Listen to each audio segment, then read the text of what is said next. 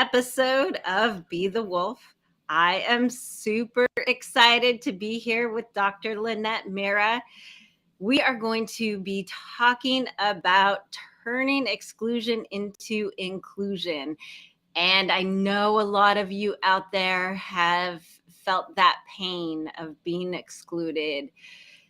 And when it happens over and over and over again, it really leaves some marks on your spirit, on your psyche, and your ability to connect with other people and be the best you, be the wolf, be who you were born to be.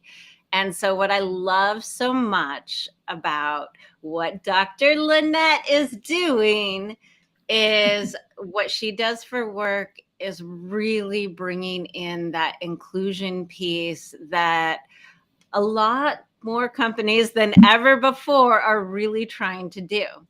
So, Linet, would you tell us a little bit about what you're up to right now in the world? Yes, happy to do so. Hello, everybody out at Be the Wolf listeners and viewers, and thank you so much for having me on your podcast. It's really kind, and I've received a warm welcome, so thank you. So to get started, I think the easiest way to tell people about what I do is to think of, we all have this ideal of an inclusive, equitable, diverse workplace or nonprofit organization where everybody's feeling valued, where people feel heard, where leadership is empowered to take on challenges. That's the ideal. The reality is much harder, and we are the folks that help you get there, help you make those changes, whether it's getting a new framework for understanding these concepts of diversity, equity, and inclusion, social justice, or if it's active practice, like, you know what, I don't know how to speak up. I don't know what I'm supposed to do. I don't know how to recruit allies. I don't know how to check in with myself to make sure that I'm not turning what could be a productive conversation into an intense argument. And so we have all sorts of kinds of programs. And really what we specialize in is creating custom programs for folks. So no matter where you're at, if you're just at the beginning stages or you're like, you know what, we're ready to do like a comprehensive climate survey, leadership program, policy development, like we've got your back. And we're connected with a whole host of wonderful partners that we have that specialize in different specific topics too. We're a little different than other folks out there in that we are a nonprofit. So we offer sliding scale pricing. So if we have, a big tech giant, we're going to charge them full price, and that helps us subsidize the cost of smaller, businesses, nonprofits, academic institutions, and so on. And we also work with individuals. So we do a little bit of everything.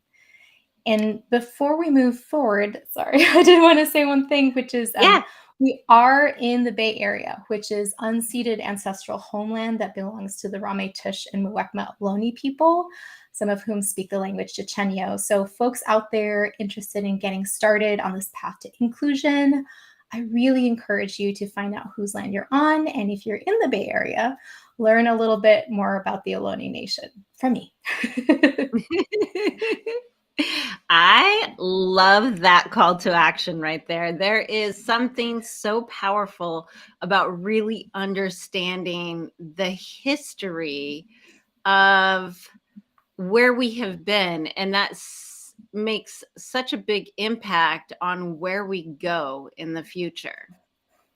Yeah, for sure. And so I love what you're doing so much for a multitude of reasons.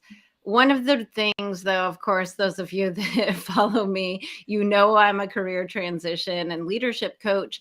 And a lot of people are out there with jobs that they really don't like. They feel unheard, unseen.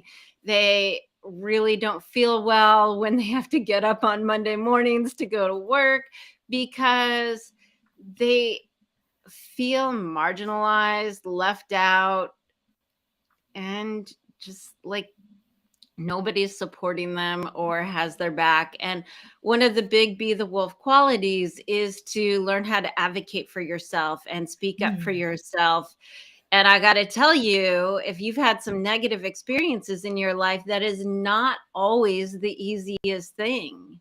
And so I think it's important for, of course, you as individuals to learn how to do that. And also as companies, creating safe spaces for people to be able to do that is incredibly important. And there are companies that are doing that. Otherwise, you wouldn't be in business. Yeah, that's right. That's right. I think what you said is right on point. It's, there's no perfect workplace, right? Just like there's no perfect person. Everybody has some space to grow. Everybody has some room to shift, and life is always changing. I mean, that's the beauty of life, right? Things are changing, interests change. You get skilled at one thing, you want to try a different career, your company, your organization evolves. And having that safer space, whether it's in an organization to bring up issues, to ask for changes, or it's within yourself to be like, hey, it's okay. I'm having a hard time right now. And I can do things to change that, but I can also have like some empathy for myself. I think that's like a really good thing that you pointed out that we strive to help people do. Yeah. Awesome. So now this was not always your path. You've had quite a story. You've been all over the world. You have had quite a few different experiences, ranging from one side of the pendulum to the other side of the pendulum as far as inclusion, belonging, all of that. So what would you say? Would you say that your path started off feeling included or feeling excluded? Where did it start for you? That's a great question. So, folks that have just now met me, like in these last few minutes, so I am I'm from Bogota, Colombia. I am Latinx, I'm white presenting. I have a mixed Indigenous, West African, and European heritage. And I grew up in, Colombia, Nigeria, France, Venezuela, and Texas, which is a country. And in all of these different places as I was growing up, I actually felt really included because I was really out there and I wanted to meet everybody. And I liked learning about new cultures, new languages. Like that was really fun. I saw myself as a citizen of the world and I saw everybody as citizens therein. Like we're all people, at the core. Of course, this is a very naive view. My parents definitely, grew up at a time where color blindness was the path to go when it came to, race or gender or any of those things.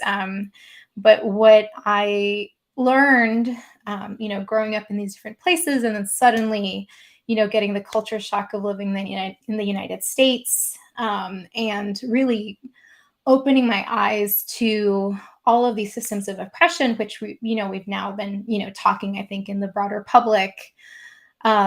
I suddenly felt excluded. And this really started in middle school. I'd gone from, being really excited. I just lived in Venezuela and I moved back to Colombia and I went to middle school and I was bullied. I was excluded. I was the one that nobody wanted to hang out with. I was told all sorts of awful things about my body, my face, how I spoke. Everything was up for criticism. And that was like the moment where I really like, oh, what is going on? I thought everybody was a citizen of the world and we were all, aiming for the same thing, which is just to be children and have fun. And that was actually a trend that I felt in other spaces too. Once I moved back to Venezuela, then I became the popular one, but I still saw the dynamics of inclusion, exclusion. And when I moved to the States, racism and xenophobia were just so much more prevalent. And, I lived with misogyny for, so much in my life that I hadn't even really noticed it either.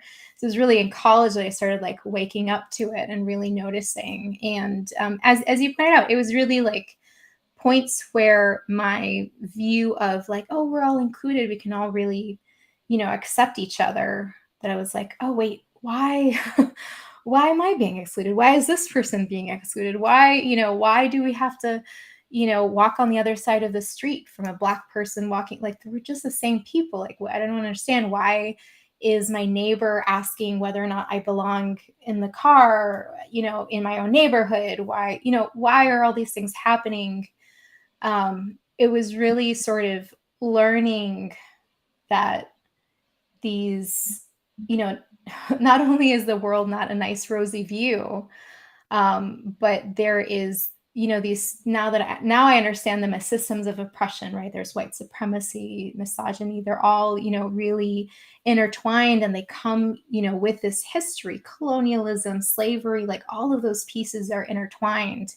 And the product is what we have now, where we don't feel safe at work, or we're passed over by the high school counselor. That's one thing that happened to me. Passed over by the high school counselor to go to advanced placement courses. Not recommended, not offered a recommendation letter by your college professor to go to graduate school. Passed over by your graduate advisor to go to a conference because they only invited men, but you didn't notice, right? Like Right. all of these different pieces. And, and I recognize like my experience, even though I struggled and I met all this resistance, I had privilege even in that time where I'd be more readily accepted. But yeah, it started off with inclusion, but then it like really hit exclusion, boom, boom, boom, boom, boom, at lots of Yeah. different stages. It's really interesting because I think about, and I know this from my own experience, when you spoke about not understanding why some people were included, some people were not. I know from my own experience, when I was little, I had I walked into a door frame and I got a black eye. Oh my And at gosh. the time, this was, I was 3 years old, 1976. I'm dating Oh. myself. So things were a little bit different than they are now, but still, we've got the same issues. And I remember, my babysitter was named Maria, and she was of Latin descent. And my mom was really worried that leaving me with her with a black eye would cause her to get some backlash. That Mm. people would say, "Oh, what is this Latin woman doing to this poor little white child?" And Mm-hmm. I remember feeling so confused. I Hmm. didn't understand. I loved her as much as my mom. So it Mm-hmm. didn't make sense to me. And she tried to explain as best as you could to a 3-year-old why some people would exclude or push away or treat other people different based on the color of their skin. But as a child, my belief is that we do not that behavior does not seem natural, and it does not seem normal. We learn it, we pick it up from other people. Mm-hmm. And I think that the baseline of who we are born as, really wants to include everybody. It's not really until there becomes fear that we start excluding other people. And I know from unwinding people's unconscious mind that when we're pushing people away, the base of that is almost always fear. Yes. Yes. And you can really hear that in rhetoric from people that are trying to exclude. So, in academia, it's like, well, we just want the best and the brightest. We just want, people who will actually work hard. But what are they using to see if people are working hard? They're using standardized tests, which in order to test well, you probably went to a prep course that cost money, and then you needed to test multiple times. If you're needed to have had opportunities to do summer internships, right? That's like used as a metric for how passionate you are about the field. So, but how are you going to have those opportunities? You have to be connected, right, to the right networks, or you have to live in cities where that's really like prevalent and available and you really hear about it. And you have to have the time and the money in order to be able to afford, not earning income in order to go to these summer programs, or, things like that. And even in how you write applications for things like, a PhD program, you have to know what it is they're looking for. You can't just answer the questions. There is a specific format, there's specific kind of language. They're looking for something that they already know what it is, but you don't, unless you have parents that were in PhD programs. You have a mentor that will look over your application. You have, all sorts of guidance and connections, even knowing where to go for graduate school, what kind of jobs you could get afterwards, just understanding, even that whole world. There is no structure to understand that in our colleges, or much less in high schools. So it's a lot of fear building, and it's the same for rhetoric around immigration, like, oh, they'll take your jobs, they're going to they're going to be really violent, they're going to bring down the value of the neighborhood. It's just such bullshit, and it comes from that adding fear. Well, they won't understand, I don't understand them, they don't understand me, like we can't possibly have anything in common. And yeah, it's building fear, and that building fear in others, we often end up internalizing it ourselves. So the same systems of oppression that keep women down, for example, and out of high paying jobs, and out of getting paid, their work, their experience, their knowledge, that all can become internalized. And so we women can be biased even against other women because we just take this on, right? This idea that, well, maybe we need to prove ourselves more. Maybe we don't quite belong here yet. Maybe we just need to be more confident. But it's not an us problem, right? It's like a community, it's a systems problem. Yeah. Well, and it's, when I think about being the wolf and being who you're born to be, one of the biggest things is that you really learn how to step through every single obstacle so that you can be the best you and do what you're supposed to do and bring to the world what you're meant to bring to the world. And a lot of people, the most powerful wolves, I think, have come from these backgrounds where they didn't have the resources, they didn't have the knowledge, they weren't paved the way, they have gone against the grain, they have figured it out when all the odds were stacked against them. And it takes a certain kind of tenacity and resilience to continue to do that over and over and over again. And I know that you have that in spades. I think about your experiences, where on along your path. I mean, talk to us a little bit about college and the experiences that you had with certain professors, certain situations where you had to fight so hard to actually achieve the things that you were trying to achieve. Yeah, I'm happy to share that. So my path to diversity, equity, and inclusion, actually, I never started there. So from when I was really little, I was interested in science. And when I was in high school, I was a little unsure. I was like, do I want to do science? Do I want to do art? Do I want to do music? I wasn't quite sure. So I started sort of in an undecided major. And I had a really great genetics professor whom I totally loved. And he didn't know, but he started me on the path to going back into being a scientist. And so I ended up pursuing a degree in genetics with a biochemistry double.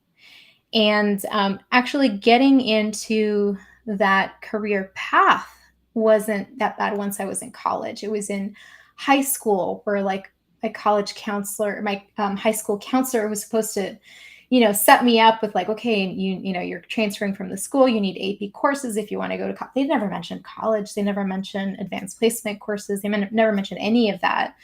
And I didn't know to advocate for that until I realized that my classmates and I were both earning the same grades, but they had higher GPAs than I did. And I was like, okay, this is fucked up. And so then I asked for, okay, I want advanced placement. And I was like, okay, sure, whatever. They didn't care. This was in Texas. So like, all Latinx folks, like, whatever in high school. And in college, I went to college. Getting into that career for science, it was really taking opportunities. So I did have a few professors that like believed in me and were like, hey, I think hey, you want to go do a summer internship in Japan? Let me set you up. I have a friend. And that professor in Japan being like, hey, you're really good at science. Are you going to do a PhD? And I was like, oh, sure. I don't know. Like, can I do that? Let me stop Go you. ahead. Yeah, let me stop you right here for a second, because, sometimes when we've got all these ads against us or these odds stacked against us, we have that one person that believes in you, that one person that says, hey, I think you can do this, or I see what you're trying to do and I think it's amazing. Can you share, because I know in my own journey that has been incredibly powerful, and I'm sure many people out there can relate. What did it mean for you when you had those professors that were advocating for you and believing in you? It changed my life. It changed my life because I mentioned being bullied in middle school, and I think that was the start of me taking in oppressive shit, just like taking in oppressive crap from people, and internalizing all that negative dialogue that either other people fed or I fed myself. So having that professor say, hey, I hear that you want to do an internship. Would you like to go to this place in Japan? And this professor being like, hey, you're doing a good job. Are you going to pursue a PhD? I was like, I didn't know.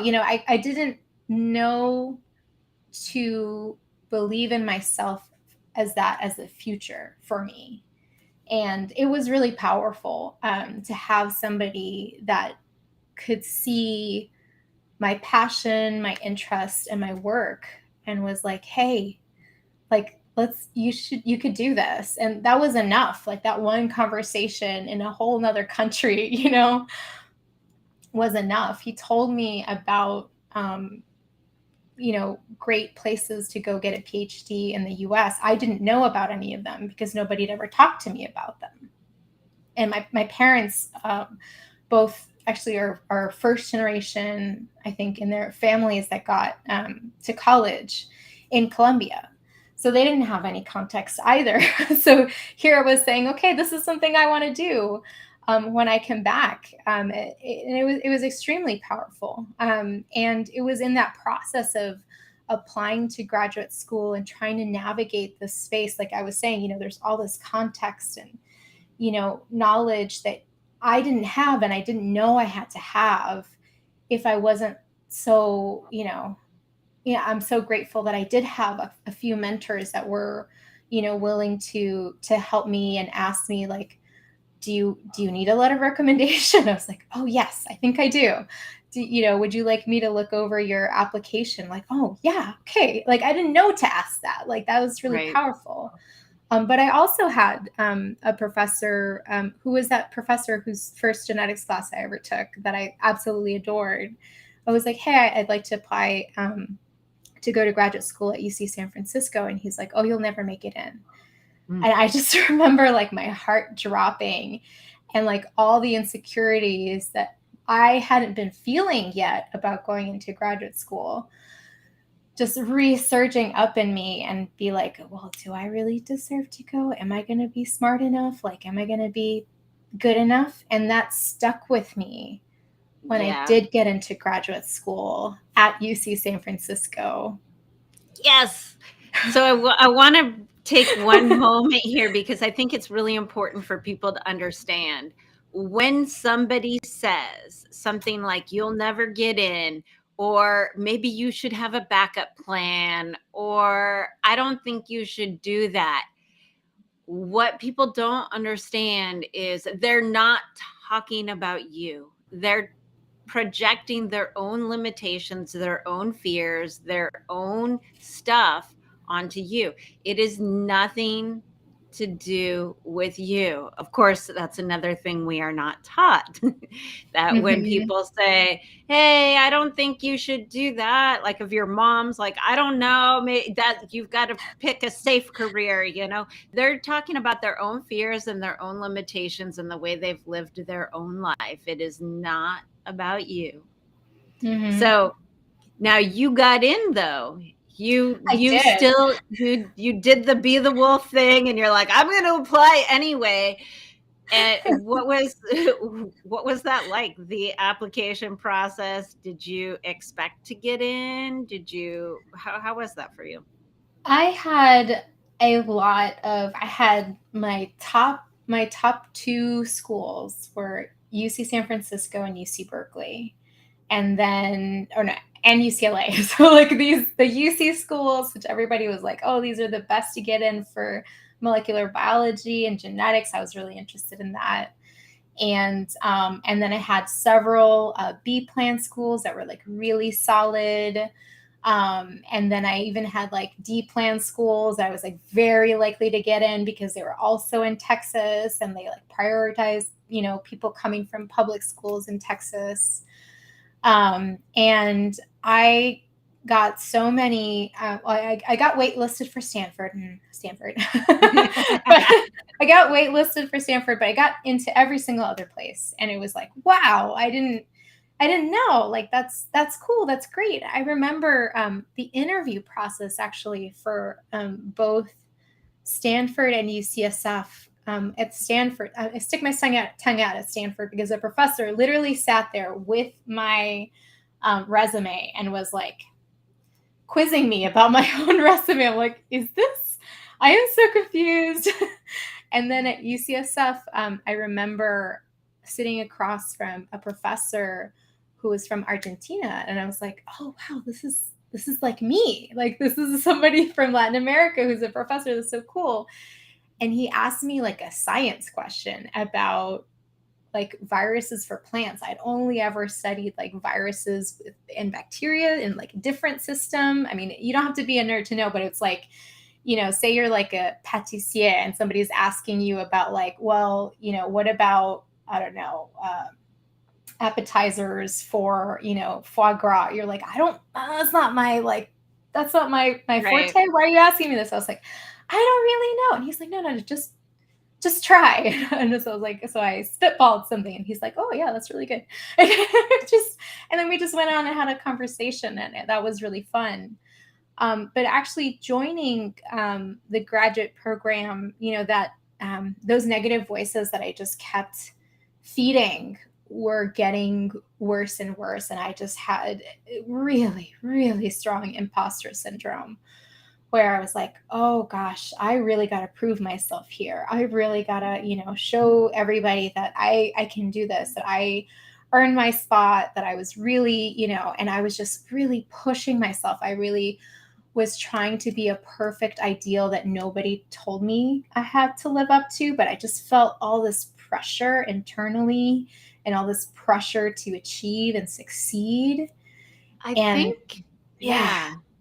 I think that's so common when you feel like you don't belong or you feel like you've been excluded a lot in your life that, well, I don't know if I'm supposed to be here. I didn't have the way paved for me. What do I do? Am I doing this right? Am I like uh, because when you've been excluded so often, it's like maybe you try to be nice to, the not popular kid. And then the popular kids are like, why are you being mean to him or nice to him or her?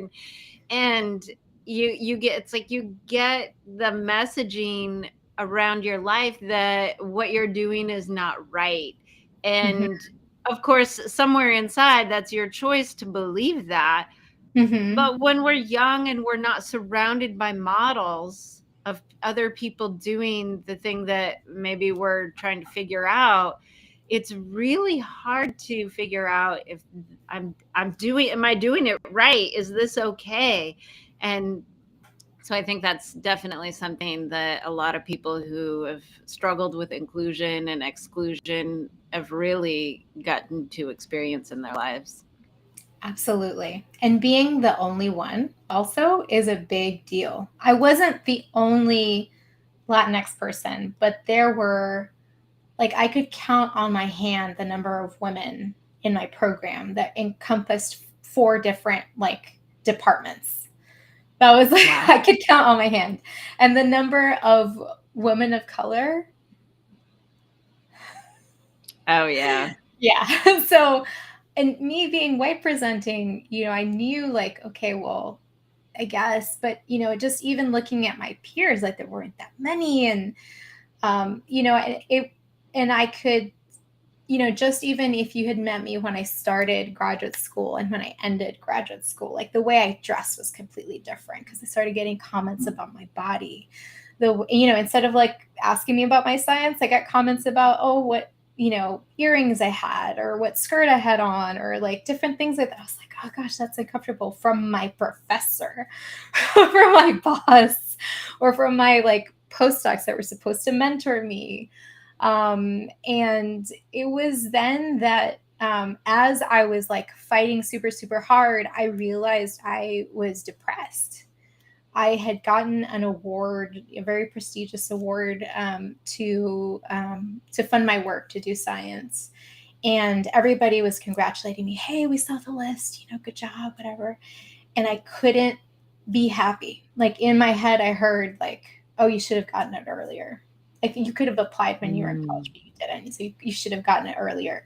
And I realized like, okay, something was wrong, and it was just, that was like the start of me, I think, sort of like one of the many pivotal points for me in, becoming my own wolf, if you will, of Yeah. saying like, I need support. Like I can't just do this alone. And so I got therapy and I started talking to my classmates about my experiences. And I had another friend, and she's a white woman, and she was like, I also feel imposter syndrome. And when I saw you, present your research, I was like, oh my gosh, I'm so far behind. And I was like, I didn't know that you felt that way.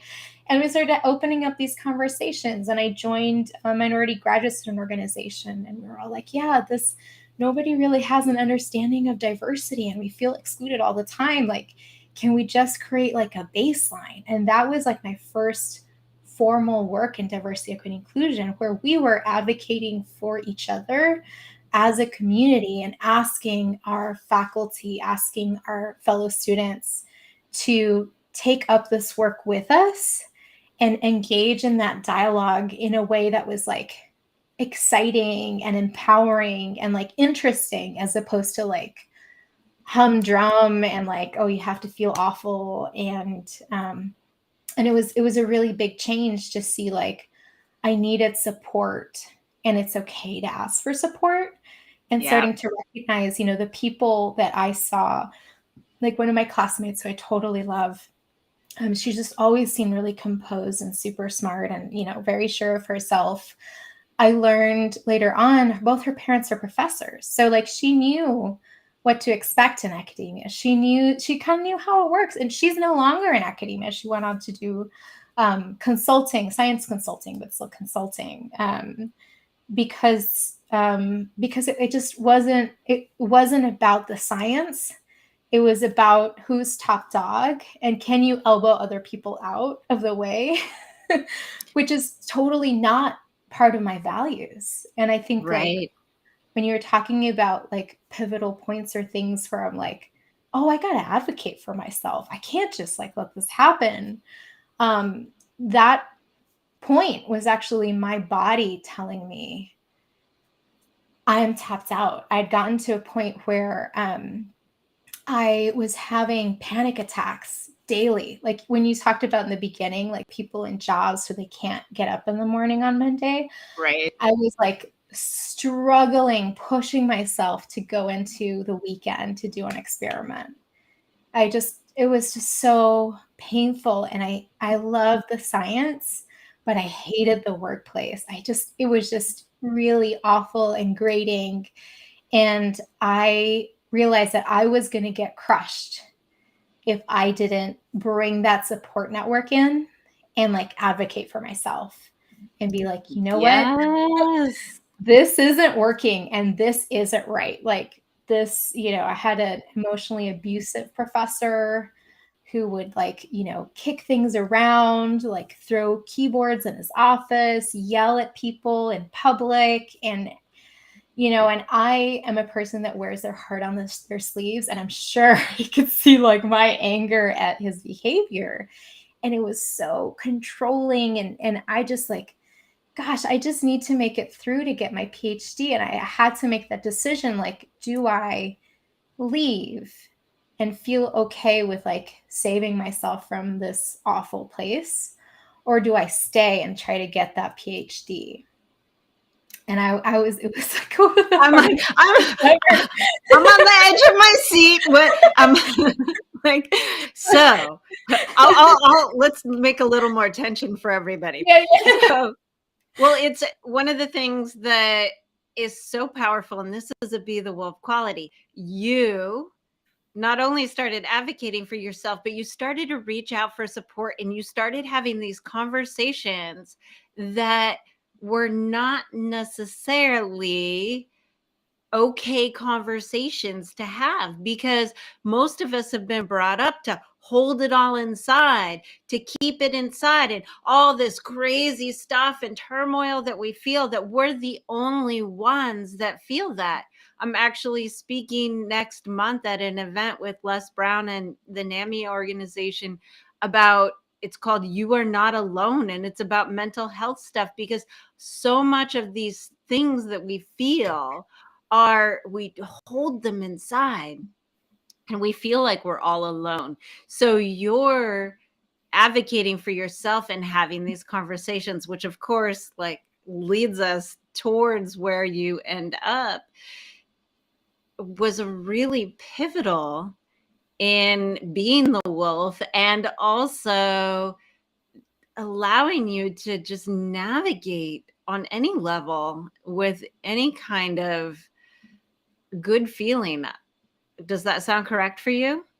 Yeah, I love that you picked up the conversations bit, because when you're being in yourself and you're being honest about your experience and you're talking about that, it wasn't just with the Minority Graduate Student Organization. I was in everything. I was in Women in Life Sciences. I was running that. I was, in the Graduate Student Organization.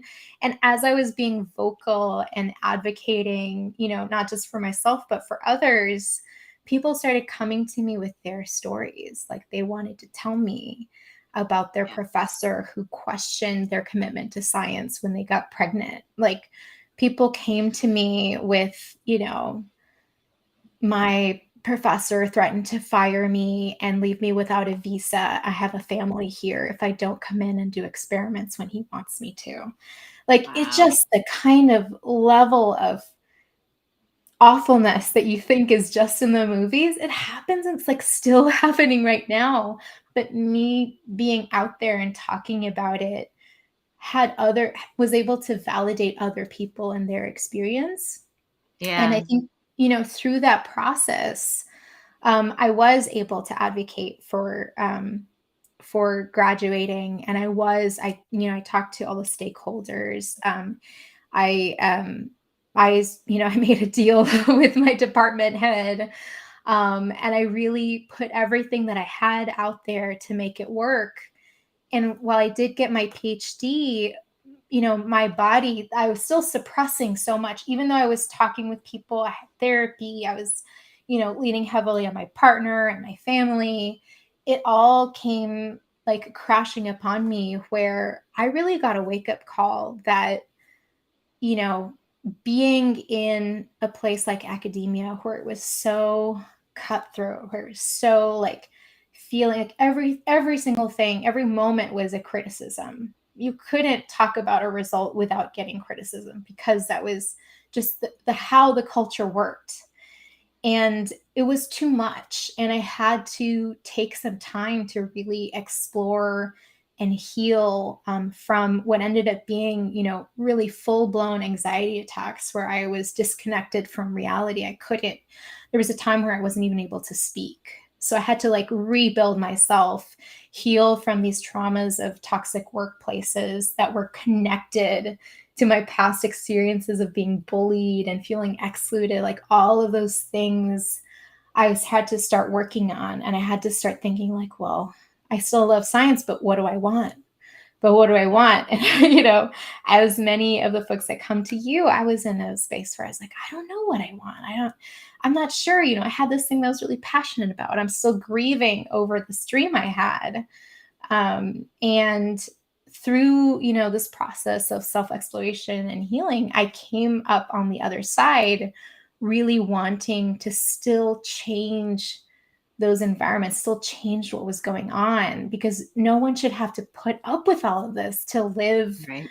our dreams, to live our truth. And that's basically what led me to the Unconscious Bias Project. We were wanting to share with people, like, look, these little things that feel like they're nothing, that you gaslight yourself over. Gaslighting wasn't a term back then. That we gaslight ourselves over. Those are real products of systems of oppression. And sometimes we don't even know when they're happening. Sometimes we don't even know when we are doing it ourselves. So how do we gain awareness? And then eventually was born, how do we have tools to counter this? And that's where, we built Unconscious Bias Project. Yes. And one of the things too that I notice about people who are living these really powerful lives and doing powerful things in the world is sometimes our purpose is born from these wounds that we experienced. And sometimes those not so great experiences lead us to what we're really truly meant to do, and to figure out how to own our own power with empathy. We can be powerful and empathetic at the same time. It's not might over, what is it? Might is right. I can't even remember what the saying is, but we don't have to push people to have power. We can have this empathetic flow and be powerful and create beautiful things that ripple out into the world. Absolutely. Absolutely. When I tell people my fuller story, as we're doing now, all of these experiences, I was bullied, I experienced sexual violence, I was in toxic workplaces, I saw other people get close to or engage in self-harm because they were just feeling so much pain. And these are all products of choices other people made around them, and choices that, through the course of your life, you feel like you have no agency. And what I tell folks is, the things that I learned from these painful experiences is that inclusion is a choice, right? Like, people chose to engage in colonialism, engage in slavery, even now engage in police brutality, like engage in inequitable systems of so-called justice. People are choosing those things. They've chosen it in the past, they're choosing it now. And it is actually our power, our ability to choose to include. And everybody has that power. And when we make that concerted effort as a community, that's when we're starting to make that, local change, institutional change, and we can organize and even greater change that can last. Yeah. It's always a friend of mine and we were having a conversation once on how do you cure racism, right? It's a conversation that a million people have had. And she Yeah. was through policy. We have to do it through policy. And I was like, through healing. You've got to do it through healing. But it's really like policy helps change the top structure, and the healing helps change sort of the bottom structure. And where we come in, if we're coming at it from so many different angles, then we are actually changing things little by little. It's not instant, y'all. But we've got people like me, we've got people like you, we've got people like her, all working towards the same sort of end result. But these problems are so big, we do need to come at it from so many angles. So tell us about all the things, how people can follow the Unconscious Unbiased Project, and how they can get involved with and reach you. Tell us all the things. Yes. Well, this is a perfect time for me to say that for all the Be the Wolf listeners out there and clients, Danita Barnes, go ahead and mention Be the Wolf podcast when you reach out to book a call with us. You'll get a 5% discount on any workshop or consultation service. You can either go to ubproject.org or shoot me an email, linet@ubproject.org, to get started on becoming an empowered leader, on making that change that you really want to see. And, to take a little moment here, I do want to say that we are, live streaming right now, right after we've heard, awful news about Tyre Nichols. And for folks out there who want to make a difference, want to do something about it, you can support Tyre Nichols' family at their GoFundMe, which is down at the bottom in a link on the screen. And it's gofundme.com/F/Tyre. That's TYRE-Nichols, NICHOLS. Yeah. So Yes. That's what we've got going on. Yeah. So go ahead right now, unless you're driving and that's something you want to support, go ahead and open your browser now and type it in gofundme.com/F/Tyre, TYRE-Nichols, NICHOLS, and click on it, donate, make an impact. And for those of you who are looking to get out of those toxic workplaces, it's time to switch careers. And because I show you time and time again on this podcast that there are employers that are doing good things and that are actually creating the work environments that you want to work in, because obviously you wouldn't be in business if that was the case, if that wasn't the case. So they're out there, but if you're willing to do the work to actually break through your own fears so that you can actually make your life more fulfilled by having a career that you love, I have a free gift out there for you. You can just go to elevatefreegift.com. It's the 5 secrets you need to know to switch to a great career. And again, open up your browser, type it in, elevatefreegift.com. Linet, I am so grateful for the work that you're doing in this world. And tell me, before we sign off, there was something that you would tell your past self or the listeners here today, or just something you would like to leave us all with. What would you say to your past self? I would reach out to little Linet, and I would think I was 10 before I started hitting that bullying and the exclusion pieces. And I want to tell everybody out there that you are enough.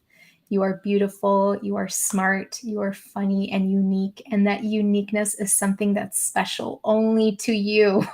Keep it safe and know that while there might be others that will try to take you or your friends down, you only need to keep believing and grab a hold of the others that see that inside you. Because if you trust who you are now and you keep that with you, just know that you will do the right thing when difficulty comes. And I love you. Mm.